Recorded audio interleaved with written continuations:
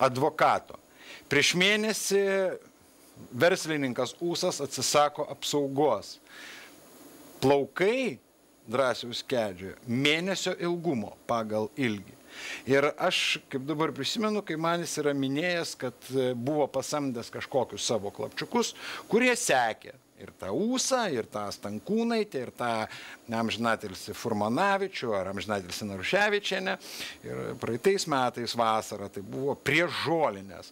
Paskutinė, ir jo buvo paskutinė, aš jam pasakiau, nu, nesinervuok, Drąsiau, nu, kad čia 2 savaitės liko, aš grįžtu iš atostogų, sakau, pabandysim nueiti ir į Lietuvos žinias, nes kaip tik tada Valdui skambinau ir bjauriausias sutapimas, korespondentė tu buvai paleidęs atostogų Klaipėdoje.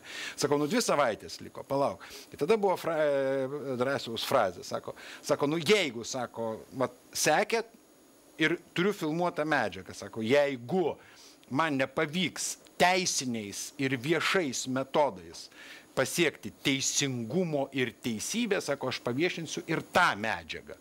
Sako, o ten tokie žmonės, na, sako, nu kokie? Ir jis taip ir neskaista, sako, dar nelaikas, bet ten, sako, yra pavardas. Tai galbūt tie 3 sutapimai, jis jau buvo atrastas kažkieno prieš mėnesį ir laikytas, muštas, stengiantis išimti tą medžiagą, kurią galbūt turėjo Drąsius. Na, aš tai turiu tokią versiją, kad netgi čia įmanoma tai, bet galbūt kuo toliau, tai tuo labiau man atrodo, kad netgi ne jis žudė tos žmonės. Kad tiesiog, nu, čia elementariai reiškia detektyvo... Aš noriu tikėti, gerbiamas Sauliau, kad jūs nepritarėte Grigaravičiaus versiją? Ne, detektyvo reiškia, kam tas yra naudinga. Kam buvo tas naudinga? Tik tai tam vadinamam pedofilų tinklui. Nes jau, kaip bebūtų, iš tikrųjų, tam tikras judėjimas jau buvo prasidėjęs jo byloje. Ir jis, jeigu taip galvot, jis turėjo dar palaukti. Dar nebuvo tas momentas, kad jis mato jau viskas ir aš dabar einu iššaudau. Reiškia, jis to tikro motyvo žudyti neturėjo. Motyvą žudyti turėjo kiti, nes jiem, matyt, buvo silpnosios grandys.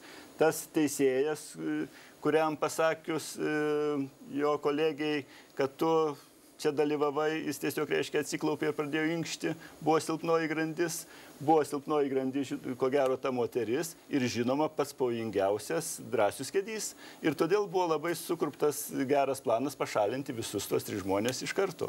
Jis buvo uždarytas, kažkur laikomas, dar bandoma kažką matyti iš jo išmušti, nes kad žmogus dingtų absoliučiai Lietuvoje 7 mėnesius, o po to staiga išnirtų su buteliu degtinės ir pistoletu, su kuriuo atsišaudė. Tai nežinau, kokie kvailiai gali to patikėti. Taip, Rūta. Aš tai dabar iš tikrųjų nenoriu narstyti